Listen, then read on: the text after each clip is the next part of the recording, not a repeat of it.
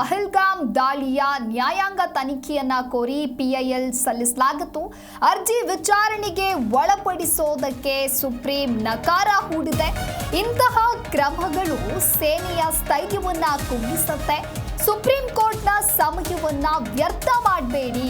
Pahalgam PIL ಅರ್ಜಿದಾರರಿಗೆ supreme ಈ ರೀತಿಯಾಗಿ ತರಾಟೆಯನ್ನ ತೆಗೆದುಕೊಂಡಿದೆ. ಸೂರ್ಯಕಾಂತ್ ಕೋಟೇಶ್ವರ್ ಸಿಂಗ್ ಇದ್ದಂತಹ ಪೀಠ ಈ ರೀತಿಯಾಗಿ ತರಾಟೆಯನ್ನ ತೆಗೆದುಕೊಂಡಿದೆ.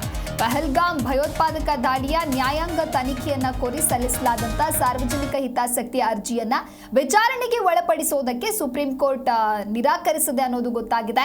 ಅರ್ಜಿದಾರರನ್ನ ಸುಪ್ರೀಂ ಕೋರ್ಟ್ ತರಾಟೆಗೆ ತೆಗೆದುಕೊಂಡಿದ್ದು ಅರ್ಜಿಯನ್ನ ಹಿಂಪಡೆಯೋದಕ್ಕೆ ಅವಕಾಶವನ್ನ ನೀಡಿದೆ. ಪಹಲ್ಗಾಮ್ನಲ್ಲಿ ಇತ್ತೀಚೆಗೆ ನಡೆದ ಭಯೋತ್ಪಾದಕ ದಾಳಿಯ ಬಗ್ಗೆ ನ್ಯಾಯಾಂಗ ತನಿಖೆಯನ್ನ ನಡೆಸಬೇಕು ಅಂತ ಹೇಳಿ ಸಾರ್ವಜನಿಕ ಹಿತಾಸಕ್ತಿ ಅರ್ಜಿಯನ್ನ ಸಲ್ಲಿಸಲಾಗಿತ್ತು. ಆದರೆ ಈ ರೀತಿಯ ಕ್ರಮಗಳು ಸಶಸ್ತ್ರ ಪಡೆಗಳ ಸ್ಥೈರ್ಯವನ್ನ ಕುಗ್ಗಿಸುತ್ತೆ ಅಂತ ಹೇಳಿ ಕೋರ್ಟ್ ಎಚ್ಚರಿಕೆಯನ್ನ ನೀಡಿದೆ. ಈ ದೇಶದ ಪ್ರತಿಯೊಬ್ಬ ನಾಗರಿಕ ಭಯೋತ್ಪಾದನೆಯ ವಿರುದ್ಧ ಹೋರಾಡಲು ಕೈಜೋಡಿಸಿದಂತಹ ನಿರ್ಣಾಯಕ ಸಮಯ ಇದು.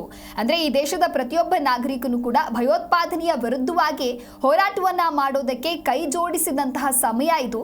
ಒಬ್ಬ ವ್ಯಕ್ತಿಯ ಸ್ಥೈರ್ಯವನ್ನ ಕುಗ್ಗಿಸುವ ಯಾವುದೇ ಪ್ರಾರ್ಥನೆಯನ್ನ ಮಾಡಬೇಡಿ. ಸಮಯದ ಸೂಕ್ಷ್ಮತೆಯನ್ನ ನೋಡಿ, ಆ ಸಮಸ್ಯೆಯನ್ನ ನೋಡಿ ಅಂತ ಹೇಳಿ ನ್ಯಾಯಮೂರ್ತಿಗಳಾದ ಸೂರ್ಯಕಾಂತ್ ಮತ್ತು ಕೋಟೇಶ್ವರ್ ಸಿಂಗ್ ಅವರ ಪೀಠ ಹೇಳಿದೆ.